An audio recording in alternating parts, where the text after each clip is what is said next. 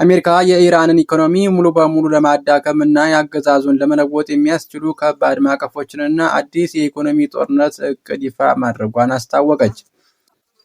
ኢራን ይህንን ዘመቻ ዋሽንግተን ላይ ተጨማሪ ሽንፈት የሚያስከትል ስትል አጣጥለዋለች። የአሜሪካ ግምጃ ቤት ኃላፊ ስኮት ቤንስ ሀገራቸው በኢራን ላይ ልትወስድ ያሰበችውን እርምጃ በዓለም ታሪክ ውስጥ ትልቁ የተቀናጀ ኢኮኖሚያዊ የማግለል ዘመቻ አካል መሆኑን ገልጸዋል ሲል ቢቢሲ ዘግቧል።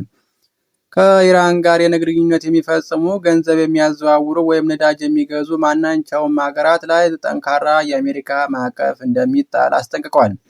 የኢራን የውጭ ጉዳይ ሚኒስትር አባስ አራቼ በበኩላቸው የአሜሪካ ፕሬዝዳንት ዶናልድ ትራምፕ አስተዳደር በቴህራን ላይ የከፈተው ኢኮኖሚያዊ ጦርነት በአሜሪካ ላይ ተጨማሪ ሽንፈት የሚያስከትልና ዓለም አቀፍ ምጣኔ ሀብት ላይ አደጋ የሚደቅን ኢኮኖሚያዊ ሽብርተኝነት ነው ሲሉ ምላሽ ሰጥቷል።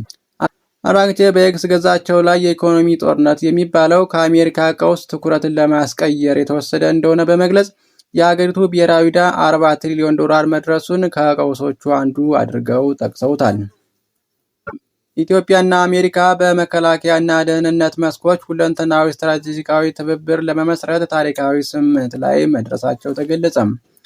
በሜጀር ጄኔራል ተሾመ ገመቹ የተመራው ከፍተኛ የኢትዮጵያ ወታደራዊ ልዑክ ቡድን በአሜሪካ ፔንታጎን ያካሄደውን ይፋዊ ጉብኝት ማጠናቀቁን የውጭ ጉዳይ ሚኒስቴር አሳውቋል።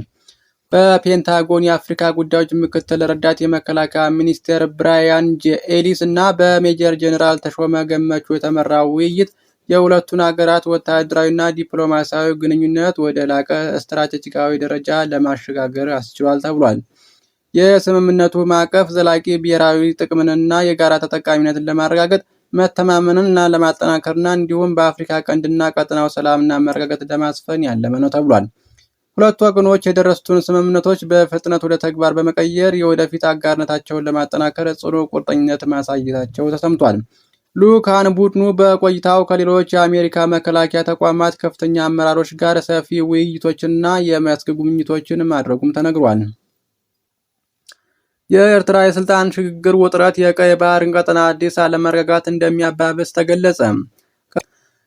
ከኢሳያስ አፈወርቂ በኋላ በሚኖረው የኤርትራ ፖለቲካ ምህዳር ውስጥ ግልጽ የነገ አቅጣጫና ተቋማዊ አሰራር አለመኖሩ ሀገሪቱን ለከፍተኛ የስልጣን ሽኩቻ ከመዳረጉ ባሻገር አጠቃላይ የቀይ ባህርና የአፍሪካ ቀንድ ቀጠናን ለአዲስ አለመረጋጋት ሊያጋልጥ እንደሚችል ቮይስ ኦፍ ኢትዮጵያ ባወጣው ወቅታዊ ትንተና አመላከተ።